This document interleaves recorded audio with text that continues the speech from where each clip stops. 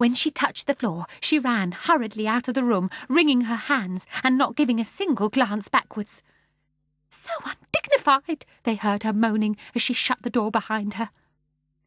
"Her name can't be Amy Persimmon, because she didn't stay on her own feet," whispered Jane to Michael. But Mr. Wigg was looking at Mary Poppins, a curious look, half amused, half accusing.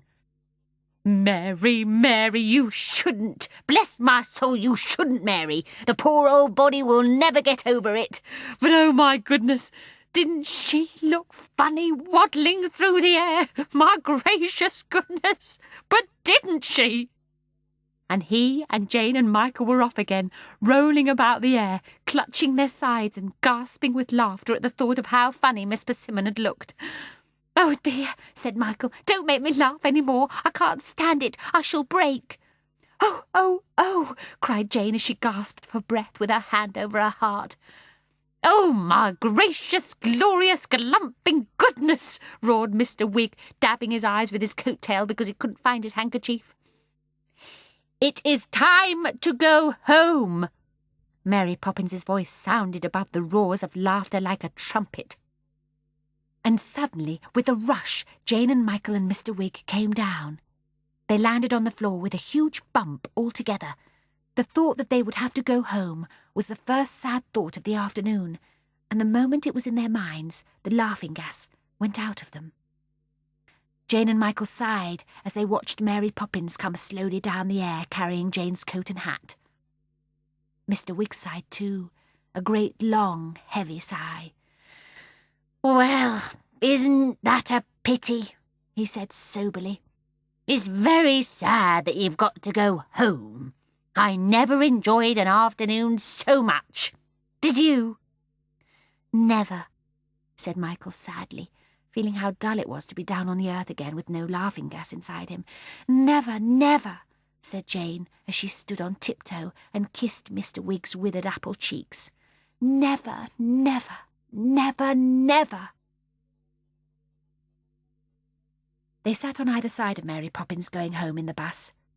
They were both very quiet, thinking over the lovely afternoon. Presently, Michael said sleepily to Mary Poppins, "How often does your uncle get like that?" "Like what?" said Mary Poppins sharply, as though Michael had deliberately said something to offend her. "Well, all bouncy and boundy and laughing and going up in the air." "Up in the air?" Mary Poppins's voice was high and angry. "What do you mean, pray, up in the air?" Jane tried to explain.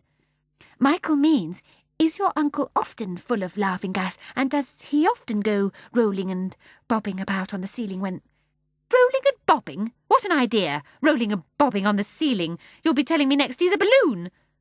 Mary Poppins gave an offended sniff. "But he did," said Michael. "We saw him." "What? Roll and bob? How dare you? I'll have you know that my uncle is a sober, honest, hard-working man, and you'll be kind enough to speak of him respectfully, and don't bite your bus ticket. Roll and bob, indeed! The idea!" Michael and Jane looked across Mary Poppins at each other. They said nothing, for they had learnt that it was better not to argue with Mary Poppins, no matter how odd anything seemed. But the look that passed between them said, "Is it true, or isn't it, about Mr. Wigg? Is Mary Poppins right, or are we?"